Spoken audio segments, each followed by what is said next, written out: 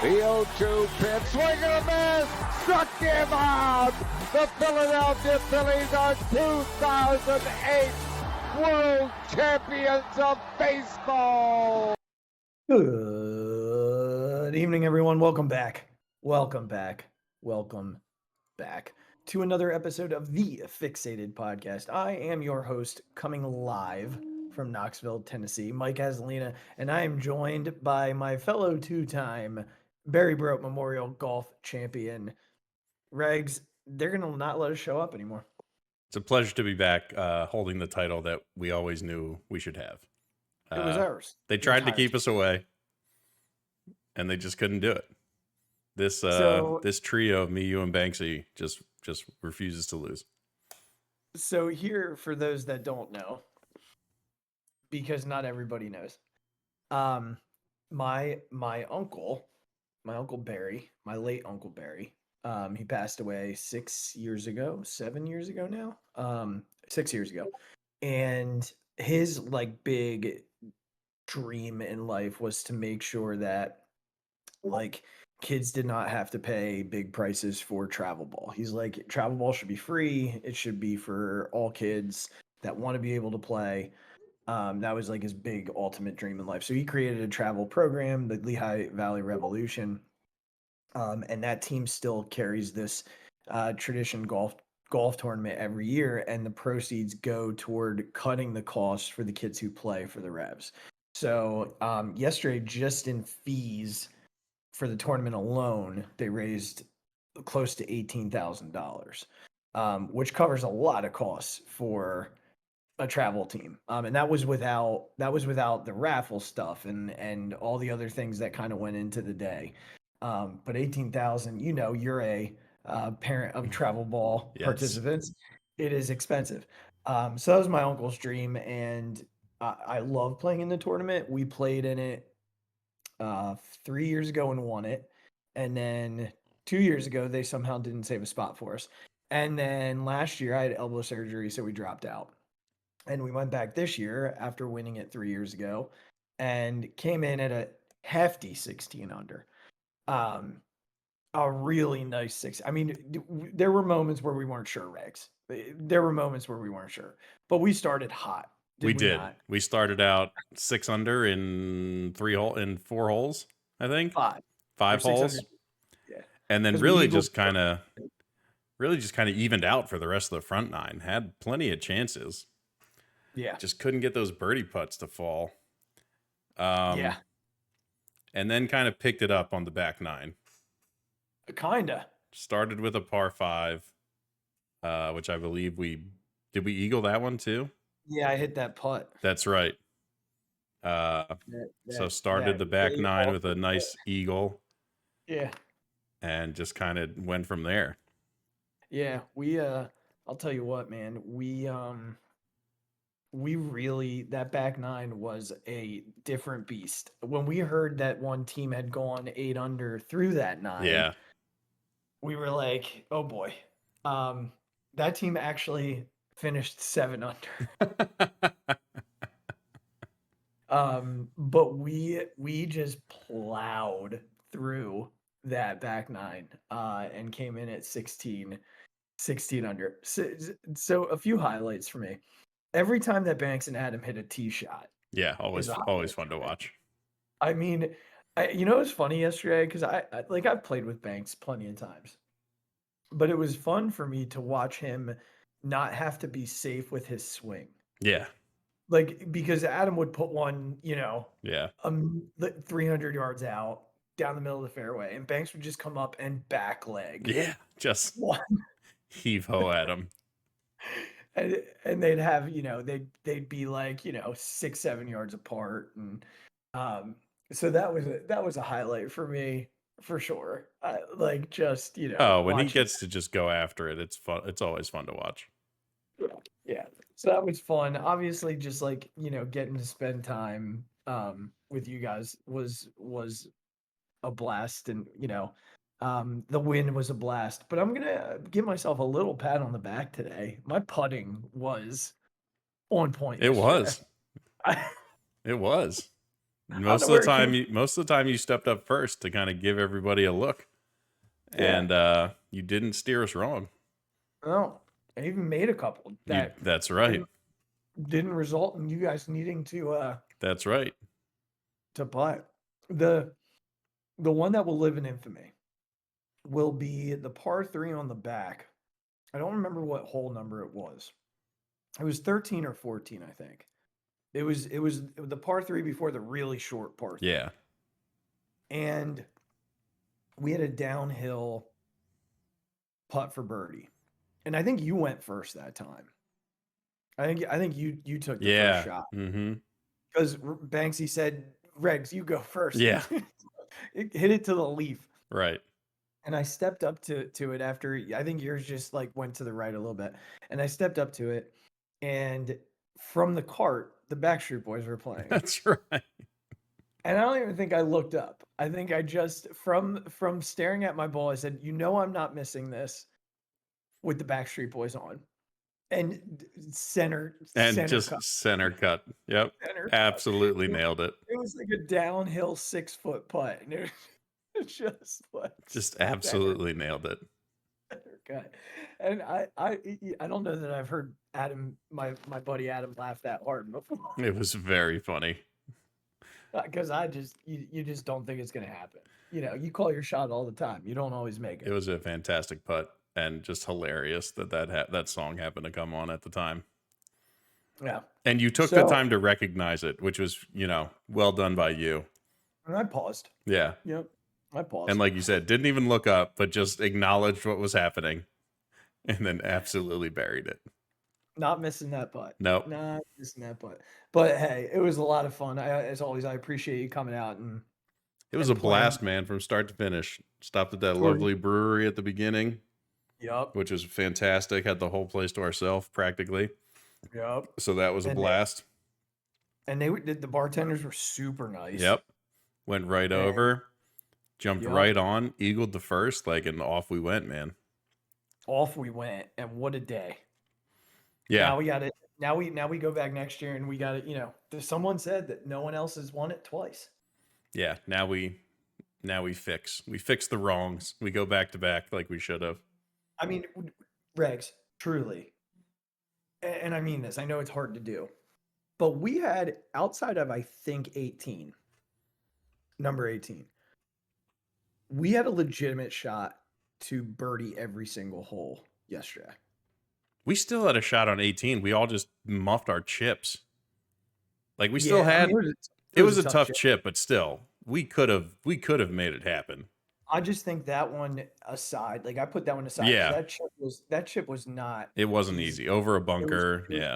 Over a bunker from a pretty good day. It was like 50 yards. Yeah.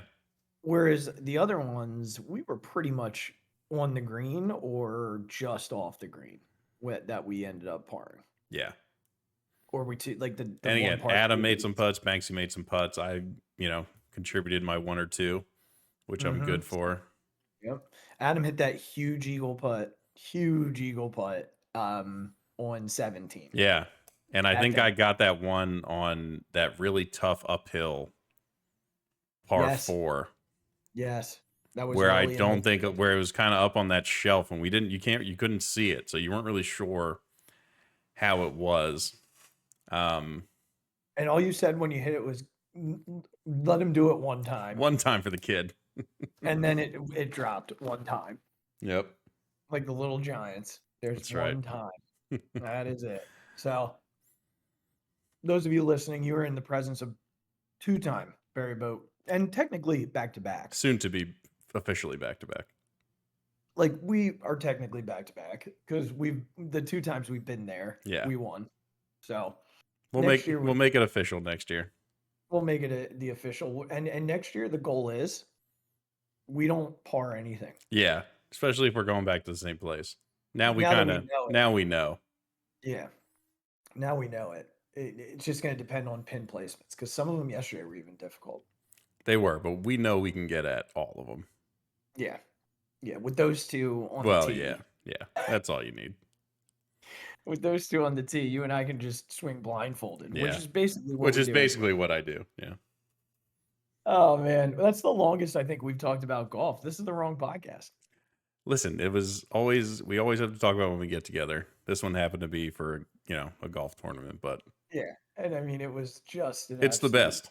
There's not much more fun you can have than being with a bunch of buddies playing a golf tournament. No, and now we gotta go to Green Pond because I don't know if you know. Do you know what the prizes were? Did No. Banksy tell you? So we got the bats again. Yep.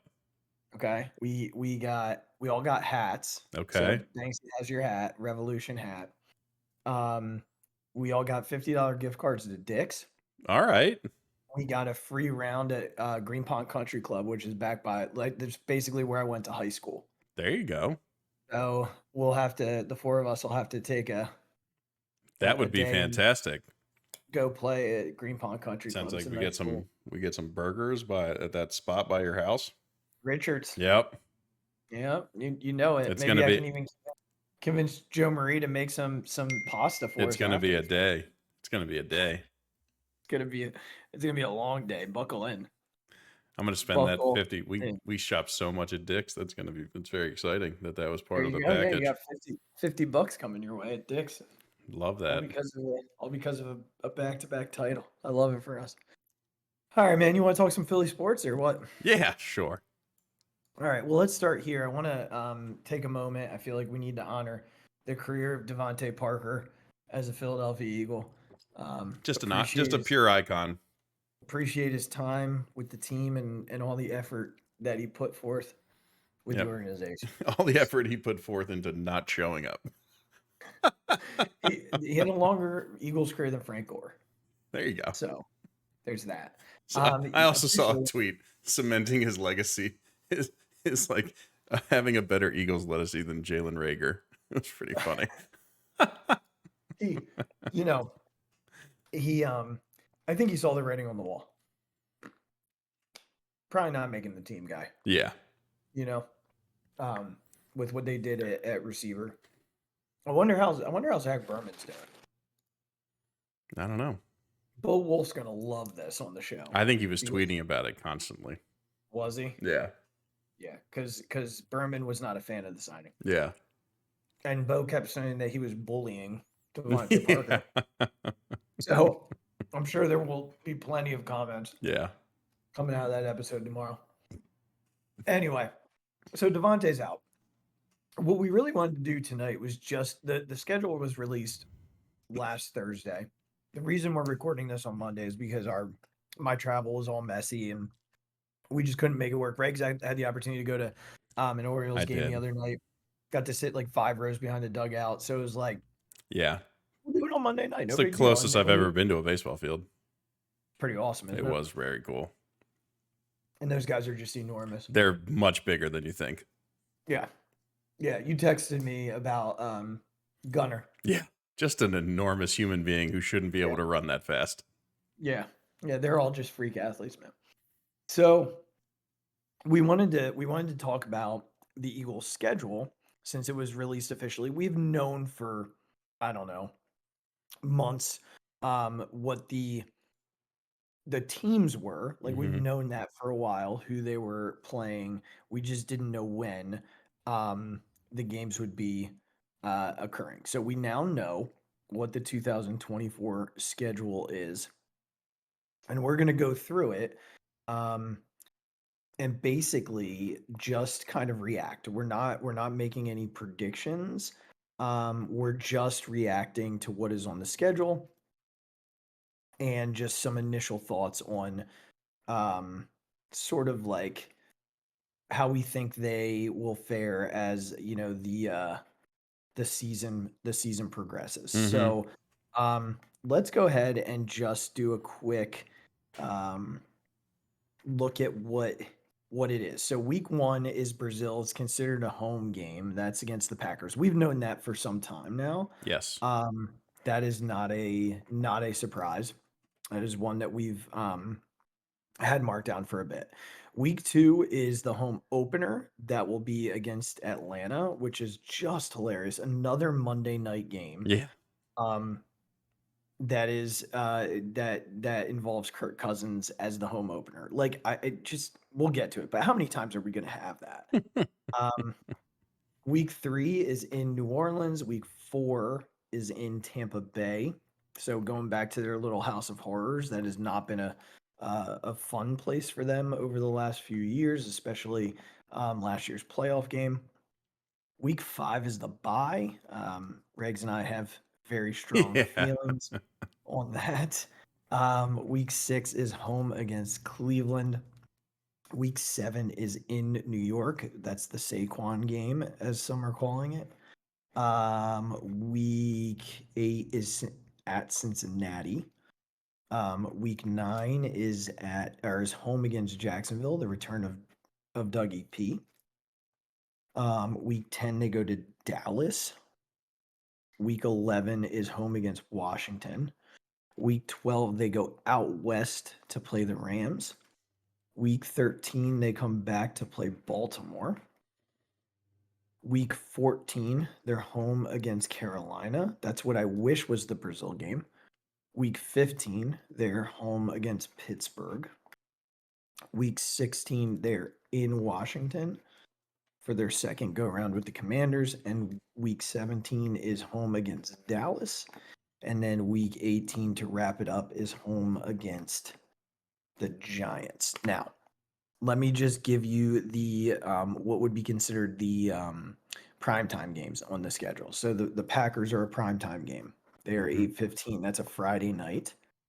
Atlanta is 8:15. That's the following Monday. So they go from Friday to Monday. It's almost like a mini bye in week 1, which is weird.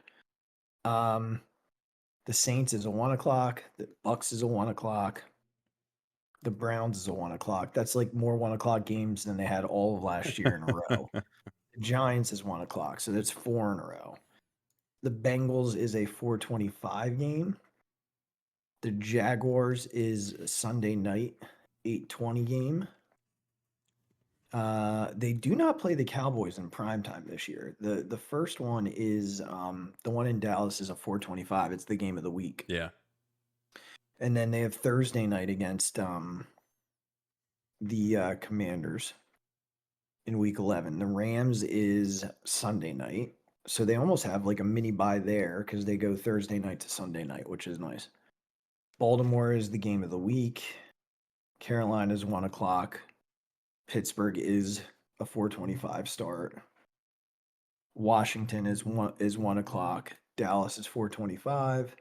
And the Giants, it says TBD. We don't even have a day for that yet. It's just TBD. So that'll depend. So let me give you just a couple of initial reactions that I had to this. I actually tweeted this, so if you're following me at the Mic Drop 5, you probably saw this, but I think it's still something that I want to mention, as we get this conversation started. There's no gauntlet this year. Like they have tough games, but the tough games are spread out throughout the season, which is nice. Some of the games that pop out as tough, Green Bay. Cleveland's defense is good, so that it's not going to be a walk in the park. I think it's a win in my head, but it's not going to be a walk in the park. Cincinnati's tough. Mm-hmm. The Rams going out west is always difficult. Baltimore is going to be difficult, and Pittsburgh's going to be. Pittsburgh's a tough team. That's that whole division. Every game in that division. Notice I said every team, in that division when I talked about tough games. Yeah. Right. Here's another thing that I noticed. They don't get on a plane after that week 12 game in LA. Yeah. Like they don't touch a flight. They are either at home or it's a bus or a train, whatever they want to take. Bus more likely. A lot more 1 o'clock games. 1, 2, 3, 4, 5, 6 1 o'clock games, probably 7. That Giant game is more than likely not moving out of a 1 o'clock spot. And then 1, 2, 3, 4, 5, 4:25 games. So 12 of their 17 games are 1 o'clock or 4:30 games, which is fantastic. Those primetime games take such a toll on a team. And there's such a change in routine, right? Yes. And then they finish with 4 out of their final 5 being at home. The one negative, and I do mean this, in my head, there's one negative about this schedule. It's the week 5 bye. That is the one negative about this schedule. Yeah. I mean, that's the first thing that stood out to me was just how early it was. And again, I know there's some places here and there where they have a few extra days, like you said, the Thursday to Monday. It's just, you would just wish maybe it was a little later in the season. Again, this team has made a considerable effort to get younger, just like across the board. So you're hoping that leads to them being able to maybe be less injury prone, maybe to be ready for that, literally 12 weeks with no actual bye week. It's just tough. It's an early bye. And I kind of wish it was in maybe more like the 10, 11 range, somewhere closer to the middle. They were due for an earlier bye though, because they've had like 4 or 5 years where they've been in that range of like 10 to weeks 10 to 13. Yeah. So they were due for one of these years, unfortunately. The only real kind of travel thing you see is obviously the Brazil thing. But then also going out west to play the Rams and having to come back east to play the Ravens. Like, the Ravens are a good team. That's going to be a tough game to come back, play in Baltimore. Like, it's just going to be, that's a tough one. When you look at like things that you call kind of, in the NBA, you call schedule losses, you're just kind of like, okay, that one, it's going to be tough from the jump. Ravens are a tough team. And then add on to that coming back from the West Coast. So I agree. I 100% agree that when I looked at that initially, I was like, damn it. Yeah, right. Like coming back from a West Coast game to play the Ravens, even though Baltimore's not far, it's still not ideal. Then I looked at the Ravens schedule. They're playing in LA. That's the week before as well. Against the Chargers? So they're playing the Chargers that week. Interesting. So they have to come all the way across the country. That certainly helps. Yeah. Yeah. And I think that put me. The other thing that people have said is that we don't play any team coming off their own bye. Nope. Which I feel like we did at least 3 times last year. Well, back to back to back. Yeah. Back to back to back, we did it. And I think the most rest that we face in terms of a team coming off is the typical amount. Like no one has like extra days. We might have like a Thursday into us once, but it's not. Last year was just, the schedule was such a shitstorm. Yeah. From the times to prime time to that gauntlet that they had to face. It all just kind of ran together. So let's talk about their primetime games real quickly. They've got the Packers on that Friday night to open the year in Brazil.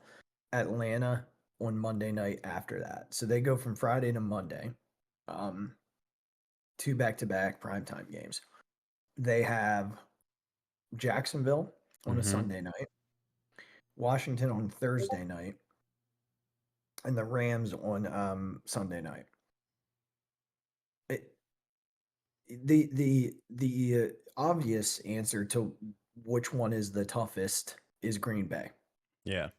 A neutral site with a young team, a young quarterback, a lot of continuity on that roster, and a really good scheming head coach in week 1. He can throw the kitchen sink at you in week 1 because, you're not going to know any better. Right. That's a scary game for me. Yeah. The other one that scares me, and then I'll flip it to you here, is that Washington Thursday night game. That you're coming off Dallas, like on the road in Dallas to have to play Washington, who's always scrappy. I don't know, man. That one bugs me. Yeah, I understand the Green Bay one with how they finished last year. They certainly finished well above expectations. I feel like this is one of those things where I can see it going both ways only because everyone is on the Jordan Love train. Like everyone. They're ranking him as like a top 10 quarterback in the entire league. Yeah. And look, he played great. He made great throws. Like he did it. Being a great quarterback is being able to do it all the time. So like, do we know 1,000% that Jordan Love's going to come out and be fantastic? No. Has their defense been pretty good? Yes. Do they have some decent playmakers and things like that? Sure. But They there's did get better. They didn't lose anything at the running back position. yeah.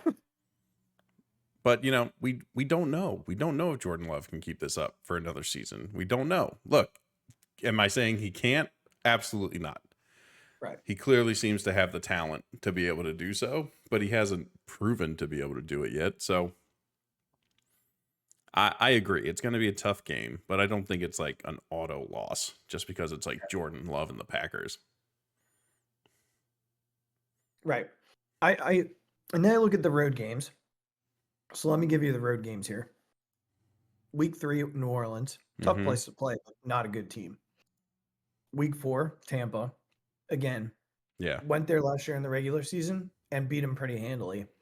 Went back when we were, a totally different team, and they beat us handily. That's week 4. Week 7 is at New York. Week 8 is Cincinnati. Then they have Dallas, LA, Baltimore, Washington.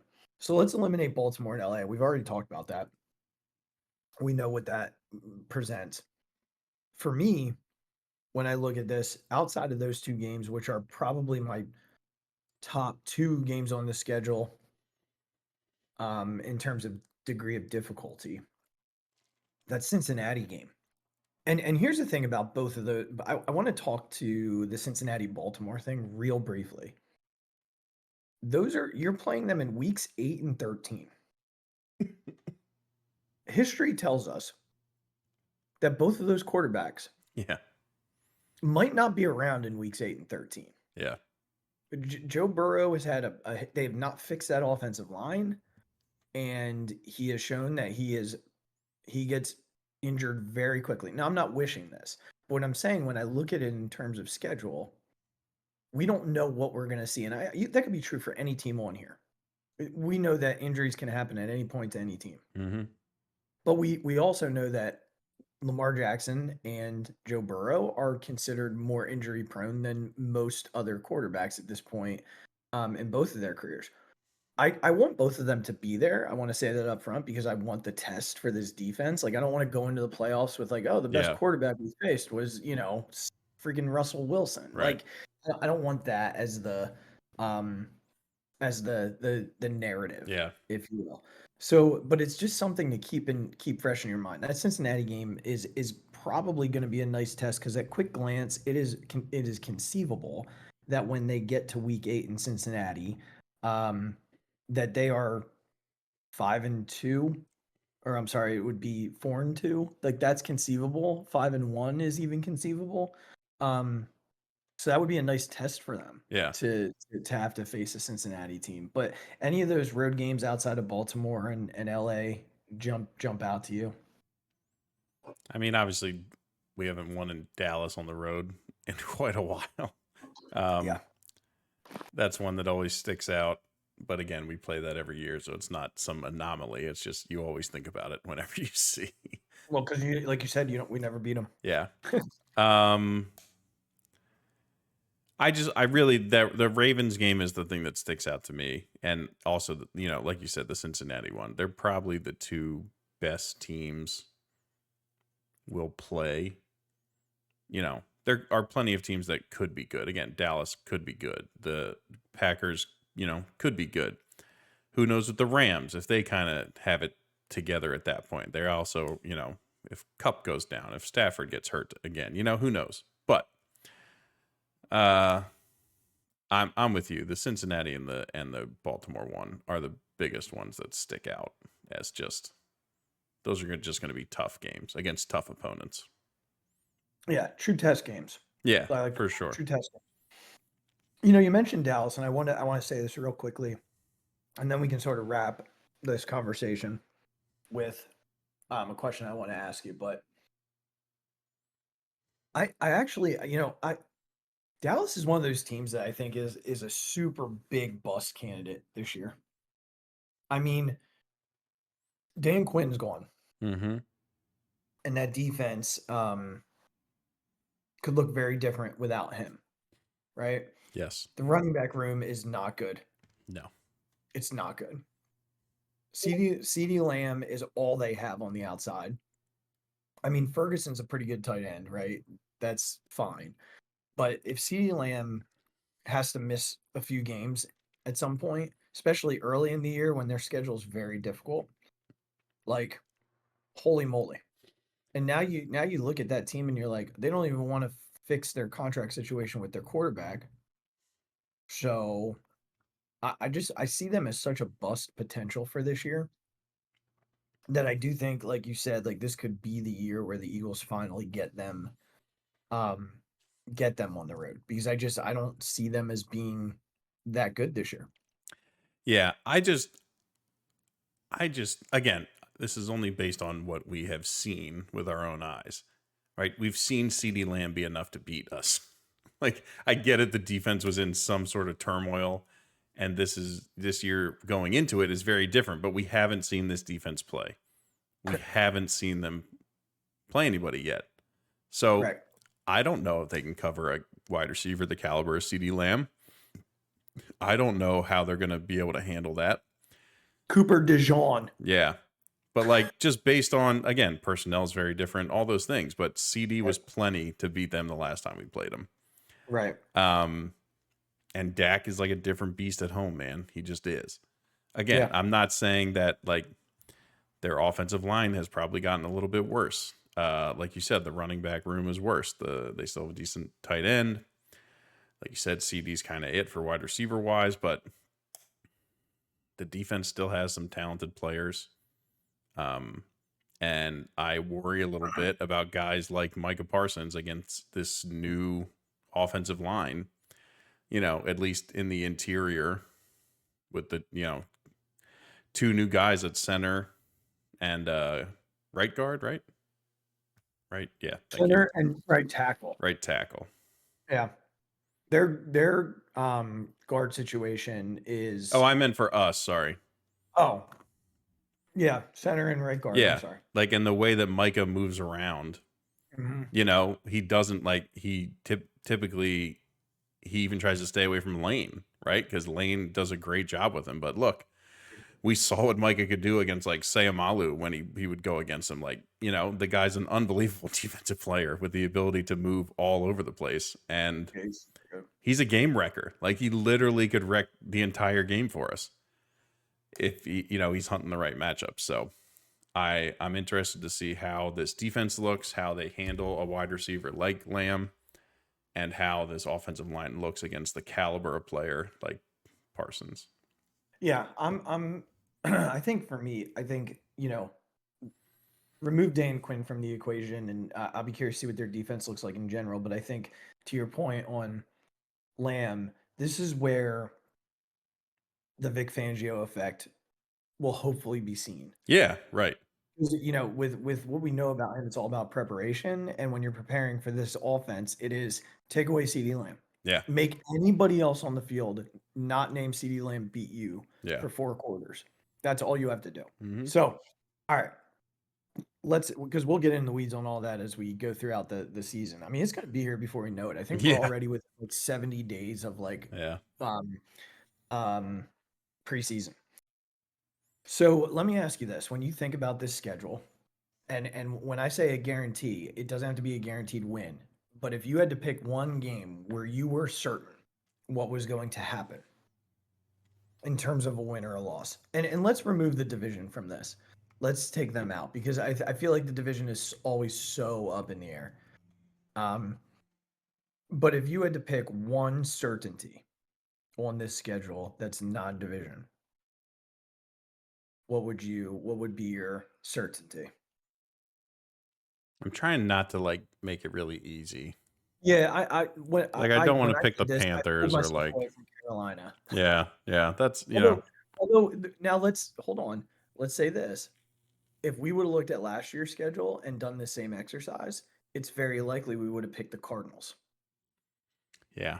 Again, I don't think any of us saw that kind of whatever happened last year happening. So, but I'm saying, no, you're right. You're right. Right. So saying Carolina wouldn't be unfair after what we dealt with last year. This might be very close to the Panthers thing, but I would say the Steelers is a lock. Okay. If I needed to get a little spicier, I would go Browns. Ooh, I like it as a lock win. Yes. Okay. I'll have fun. I'll go spicy. Let me go spicy. I feel like it's just gotta happen to beat Kirk Cousins in your home opener on a Monday night game. So I'm gonna go with that. I mean, because, listen, the Falcons are full of offensive talent, so like it's a real John Robinson, test for the like defense. Just kind of Drake London, yeah. Kyle Pitts, like they are loaded. Now defensively, they suck. Yes. They suck. This is the real like we need to see Kellen Moore just like tear apart Yeah, I think an inferior when I think about defense. that team, like it's still Kirk Cousins. Like let's be honest. That's fair. Like, he had more talent in Minnesota, in my opinion, than he does in at least wide receiver wise. Yeah. Than he does in Atlanta. Bijan's a freak, but Drake London is certainly no Justin Jefferson. No. So, you know that's I'll make that my lock. Anywho, that was fun. As we get closer, we'll do the bold predictions. We'll make we'll make our predictions. Yeah. And go from there. But we got to talk about the baseball team, and it's funny because I just opened my X app, and Nola's got his event tonight, charity event. Mm-hmm. So Bryce wasn't there. I didn't see him at all. But I opened my app, and here he is helping a fan do a promposal. Oh. Like I don't know if it's tonight, maybe it's tonight, maybe it was a different time, but he shows up at this girl's door to help this kid ask her to prom. I need to know how this happened. I need the story, Regz. Yeah, I got nothing. But what was cool? What was cool about the Nola thing? I don't know if you saw it, but like Fletcher Cox and Jordan Mailata showed up. Yeah. And they were like bidding like super high numbers on things. Mm-hmm. And before we get into Phillies talk, did you happen to see what Nola is donating to this cause this year that he raises this money for? Yeah, wasn't it? What was it, like 18 grand or something? Was it more than that? So it's Team RWB, and I don't know what the RWB stands for. I feel badly. I'll have to look it up. But it's a community of veterans, service members, military families, and supporters united by teamwork, shared values, and a common goal.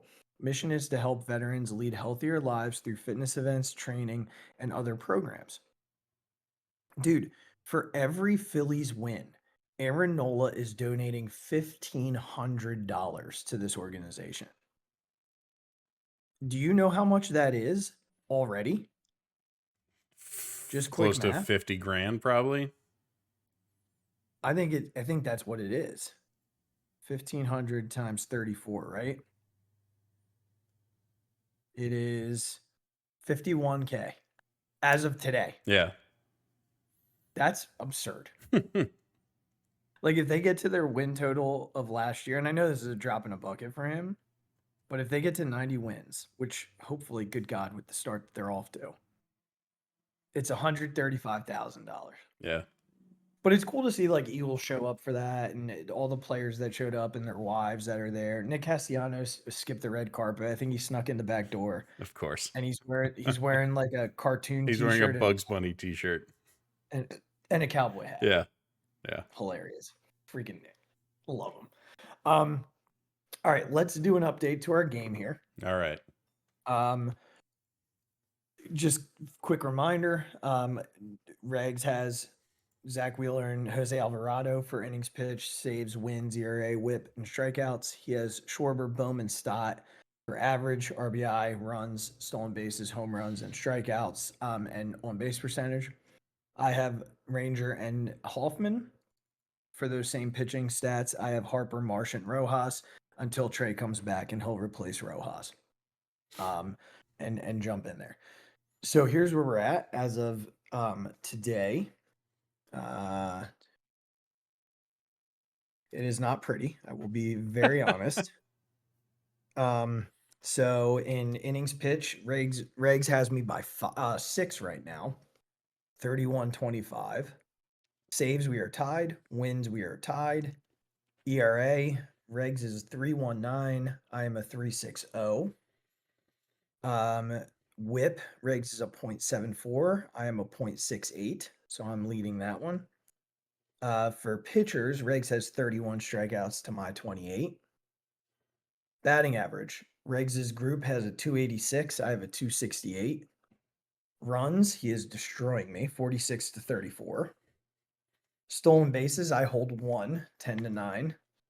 Home runs, Regz has 7, as he has 4.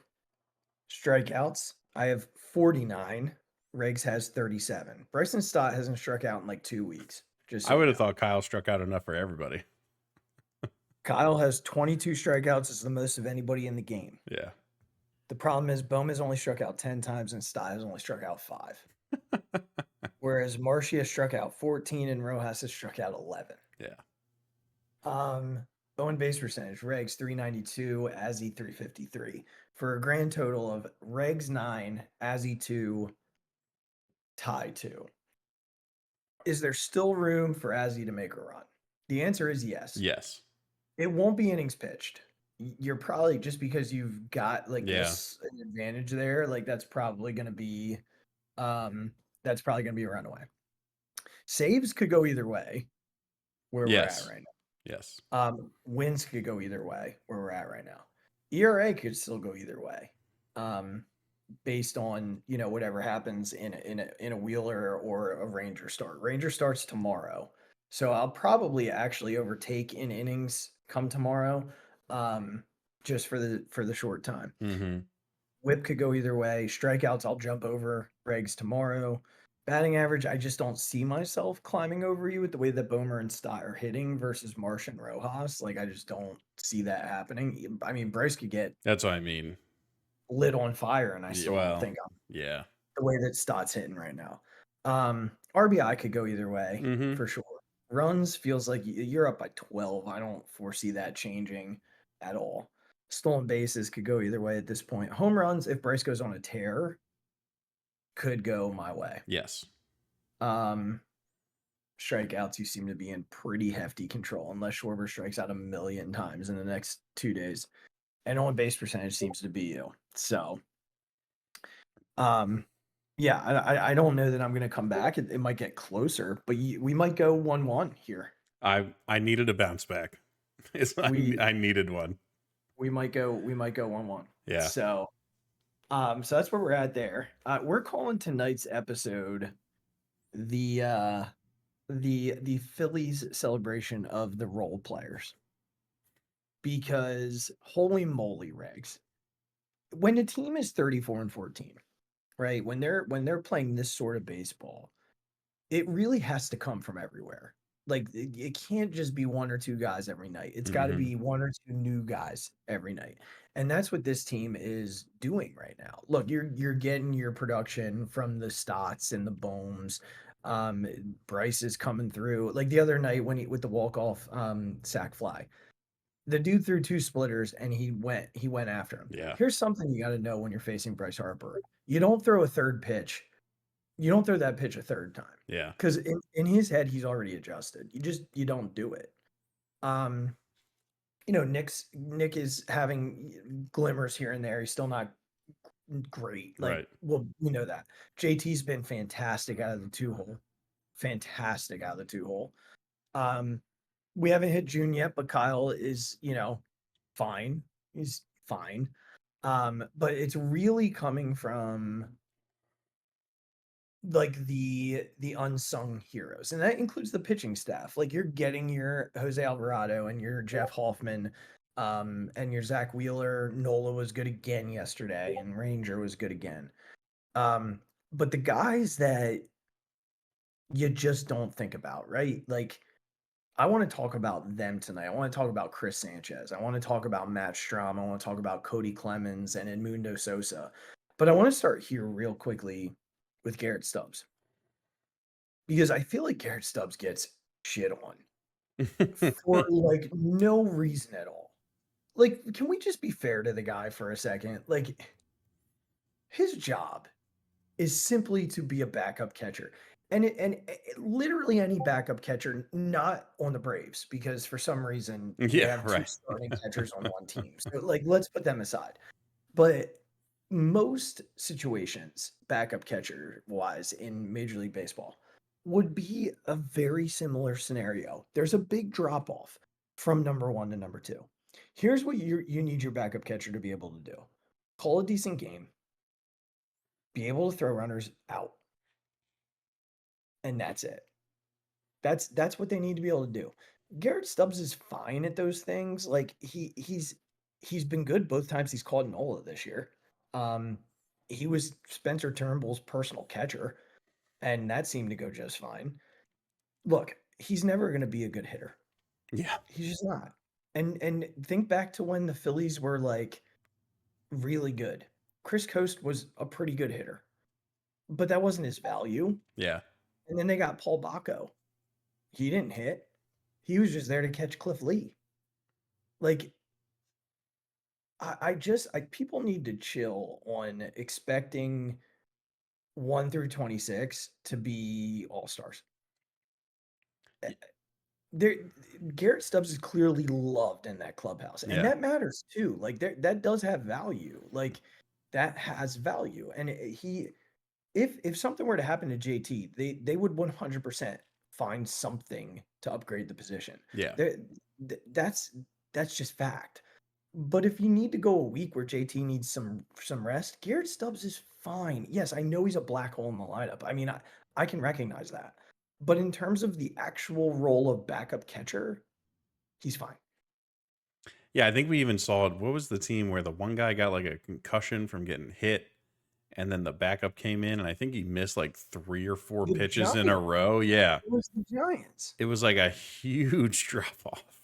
Yeah. And again, that catcher wasn't like the greatest catcher in the world, their first guy. But like the second guy couldn't even catch anything. Like balls were like flying by him. It's a big deal. Like it's a big deal. It's unfortunate with how well the team is doing that the spotlight like turns to the fringes, you know, because people, especially in Philadelphia, we have to have something to complain about. We just have to. And we're always looking for it. So it's like you said, the guy's a great clubhouse guy. He certainly like is trying his tail off. Yeah. Like he's not in there half-assing it. He's just not a very good hitter. And look, Zach Wheeler hates throwing to him. I'm sure he doesn't hate Garrett Stubbs, the person. He just doesn't like throwing the baseball to him. Right. And that's just one of those things. You know, pitchers are quirky people who have weird preferences, and they don't like to change it. Yeah. So it just is what it is. Look, we survived it. Right? This team is able to survive it. What have we lost? We've lost 3 total games since Trey Turner went on the injured list. They are 11-3 since Trey Turner got hurt. That's absurd. Yep. And not to mention, which kind of I think is where you're tying this point together.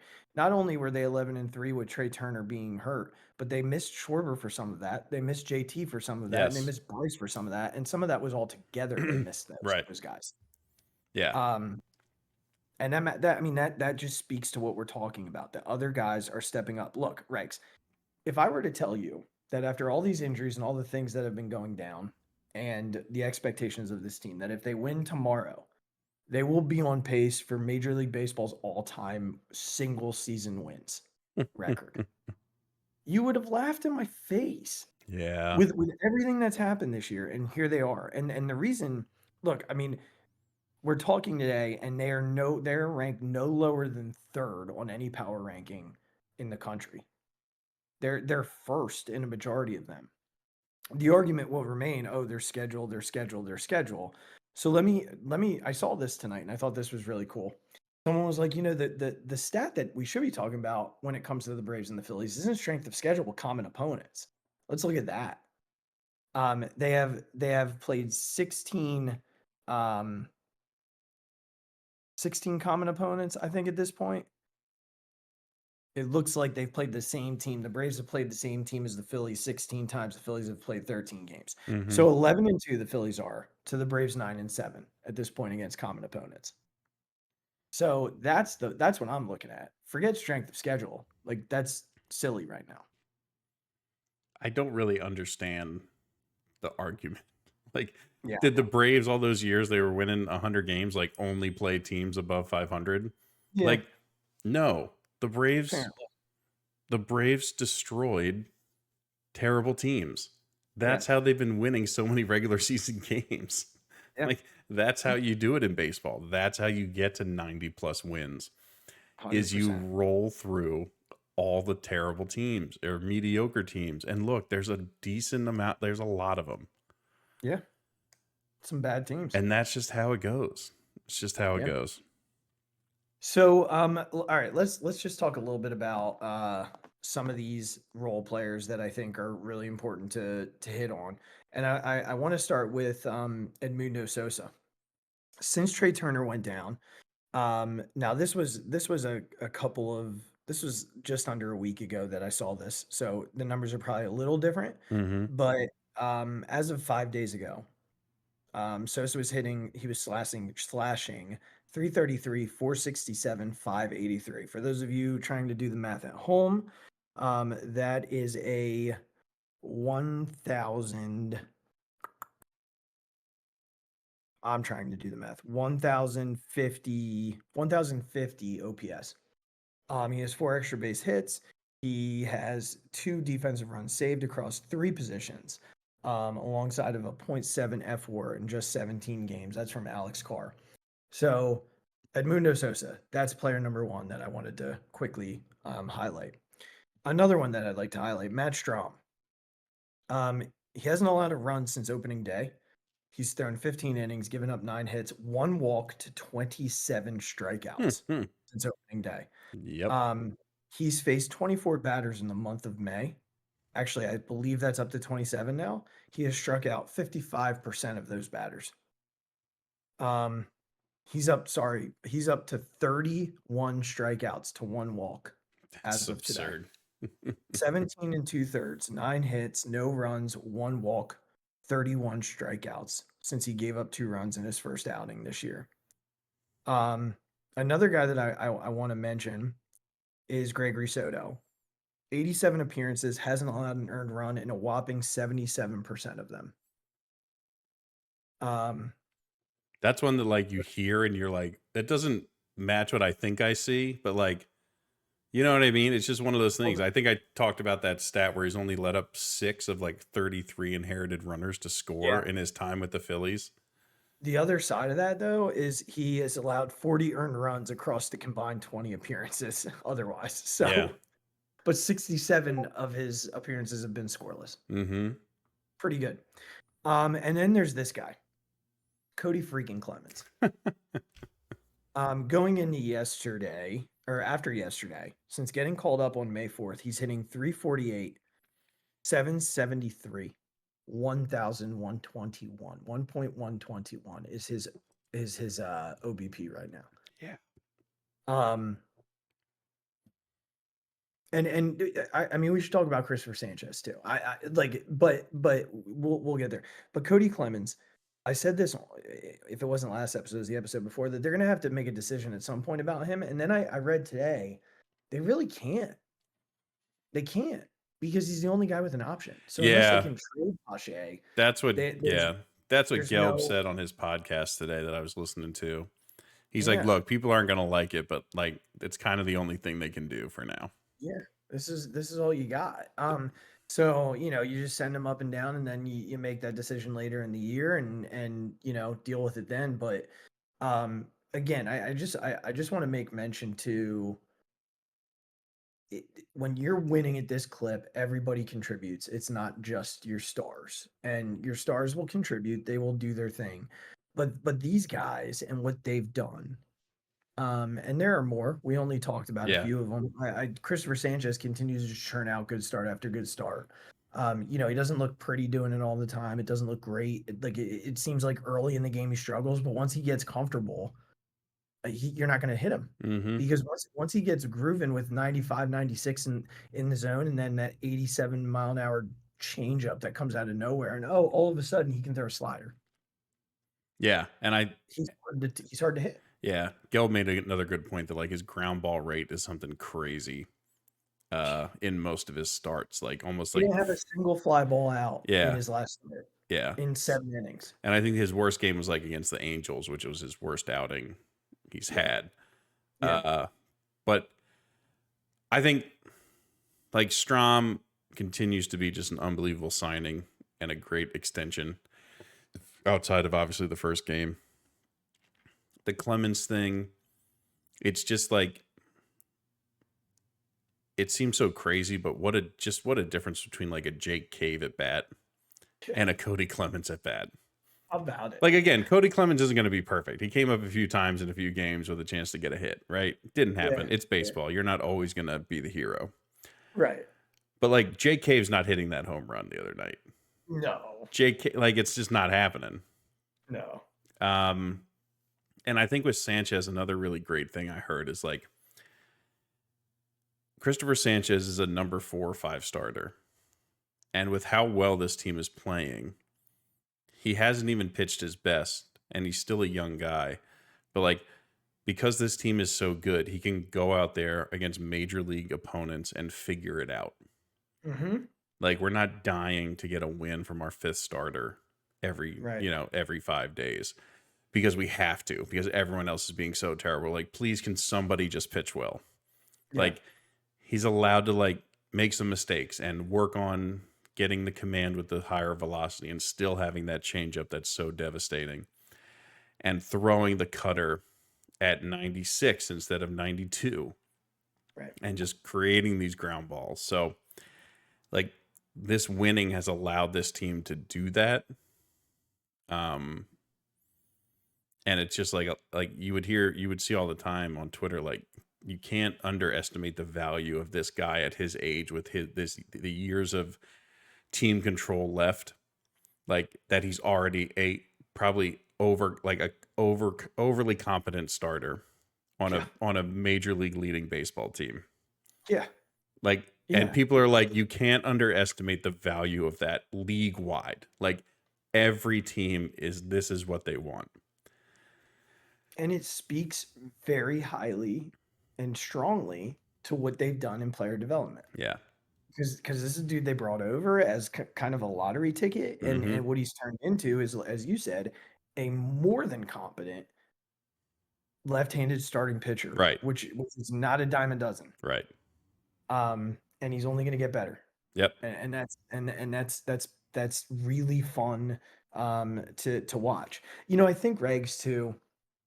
The glory days of Phillies baseball, like that run that we got to live through. And I think about like guys who made impact on those teams. Like we talked about, yes, obviously the Utleys, the Howards, the Rollins, like those guys that you knew were going to come through. Right. But they had other guys who came through, guys that came off the bench that you knew could get the big hit. Like I know everybody immediately goes to Matt Stairs. That's the guy everybody goes to because he hit the big home run. But there was another dude on that team that came through all the time for them, Greg Dobbs. Always came through for them. Always got the big hit. Always found a way to make the big to get the big hit in the big spot. Mm-hmm. And you need guys like that. And it wasn't just him. They had dudes do it throughout the year. Jeff Jenkins did it in the World Series, for Christ's sake, right? Like that. Like those guys have to come through. And right now they're getting it from all over the place. Like they're just oozing confidence. It's interesting, Regz, because it feels like they're more willing to pass the baton than they've been in years past. Like they're trusting each other more, and that just comes with continuity. I read something Alex Coffey wrote today, or said today, that they've cut their chase rate by 3% this year, which doesn't sound like a high number, but it's actually the 3rd largest drop in baseball. So, they're still finding ways to win. And I think that's the big difference between this team and the last couple of years. Like if they weren't hitting bombs, they weren't winning games. Yeah. And now they're beating you in so many ways. They're getting base runners and then getting the one hit to knock in 3 or 4 guys or 2 or 3 guys. They're like, that's what is different about this team and why they're so successful. Because because they just hurt you up and down the lineup. There's just good at bat after good at bat. Even like Johan Rojas is good at bat after good at bat right now. Nothing looks bad. No one is walking up there and just looking bad. Yes, Nick from time to time will, but Nick is gonna be Nick, and we just have to accept that and move on. Like it's just some guys are just who they are, and we just got to deal with it. I think for this year we deal with it. Next year Yeah. they're gonna figure out whatever. But it's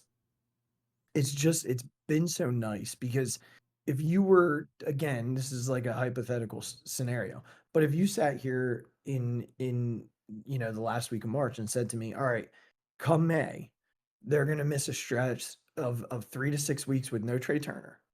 Kyle Schwarber's going to miss a handful of games. Bryce Harper's going to miss a handful of games. And JT Realmuto is going to miss a handful of games. And they're going to be 20 games over 500. Yeah. I would have stopped doing the podcast with you. I don't even know if we'd have a friendship anymore. Because I would think you're out of your freaking mind. It pains me to hear, but I'm glad it didn't happen. I would never do it. But my point being that what they've done this year, and again, like you said, like take the schedule stuff out of this. Like let's just BS. Like, can we just get over that, please? Good Lord. Let's get over it. But remove that from the conversation, because what they're doing is so unlike what they've done in years past. Now, I want to look forward, unless you wanted to say anything else about these unsung heroes. No, I'm good. So they before we wrap, we're about to wrap here. Let's just look at what they've got, because this week they have a road trip coming up with Colorado and San Francisco that should go their way. 4-2 feels about right. 5-1 possible. But these next 3 games are going to be interesting. The Rangers are the defending world champions. They're considered under 500 right now, I believe. We have not beaten the Rangers, believe it or not, since 2014. Yeah. Now, we don't play them every year, right? Like we haven't played them every year. I think we played them in like 2017, and then again we played them last year to open the season. But other than that, we haven't really played them a whole lot. But we haven't beaten them. So it'll be kind of fun, and that's a good baseball team. I know what their record shows, but that they've got dudes. Oh yeah, Simeon's a heck of a player, like a really good player. Yeah, and obviously that shortstop's not bad. Yeah. So that's a good baseball team. I think the pitching matchups, I'm just gonna look at them real quickly. So John Gray tomorrow, who's pitching to a 2.08 ERA this year against Rangers. So that'll be a fun pitching matchup. My guess is we'll see a right-handed heavy matchup. I did see pitching matchups, but they don't have them on the app. Yeah, they're not on the app, but I did see them. My guess is we'll see Ranger, Sanchez, and Walker, or Ranger, Walker, and Sanchez. I don't know who we'll see for Texas though. But the schedule is going to meet up a little bit here come June. They've got St. Louis, they've got Milwaukee, they got Boston and Baltimore. San Diego comes in, Arizona comes in, Detroit's playing good baseball. So June, they're gonna, there's some good teams on the schedule. So it'll be a good chance for the Phillies to flex a little bit and show that they're for real. And it starts with this Texas series. I think this is a good jumping off point for them to set a tone as they end May, and get into June, and Kyle Schwarber takes over the month. Yeah, get some revenge for the start of last year. Yeah, like just continue playing the way you've been playing, and you'll be fine. Yeah. And I do believe that. Anything else for the good of the cause, buddy? No, it's just been great to watch this baseball team. Looking forward to more of it. Yeah, just keep it rolling. And again, there's going to be like you said, there's going to be 3 weeks where Schwarber is on fire. There's going to be a Bryce run coming. Like he's just the smallest bit off. Yeah. On some days, and other days, like, right, he's 3 for 4, and all these things. So it's just those things are coming. And by all accounts, Trey is like not going to be out for 6 weeks. And I want to make that my my last here moment. And it's simply this. It's just enjoy this right now, because this is what we ask for. at the beginning of every year, all we want is a really good baseball team, or for them to get off to a good start, so we're not sweating it all summer. And you've got it. So don't complain about Garrett freaking Stubbs being, not a good backup catcher. Don't just enjoy this team for what they are. They're fun and they're talented. That's my fixated. Yeah. All right, everybody. Thanks for listening. If you haven't already done so, click subscribe in the box below. And go follow us wherever you get your podcasts. Rate and subscribe, all the fun things. We're trying to get to 100 on YouTube. We're 30 away. We're at 70. So come on, people, share come it. on. Let's go. Let your friends know about it. Let's get, and then you know what? We get to 100 and we'll do the three of us live together doing something. I like it. All right. And then follow us on social media at B&B Podcast on Instagram and Twitter, at the Phixated Pod on Twitter, at the Mic Drop 5, at Big Regz with a Z. And you can also go ahead and follow us on the Phixated fan page on Facebook and click the merchandise link in the show description below. We love you guys. We appreciate you. We will talk to you later this week. Until then, go Phils, and thank you, Pacers. Bye, Knicks. Oh, my God. Deep to right field. Way up there and way out of here. The Philadelphia Eagles are Super Bowl champions. Eagles fans everywhere, this is for you. The 0-2 pitch, swing and a miss, struck him out. The Philadelphia Phillies are 2008 World Champions of Baseball.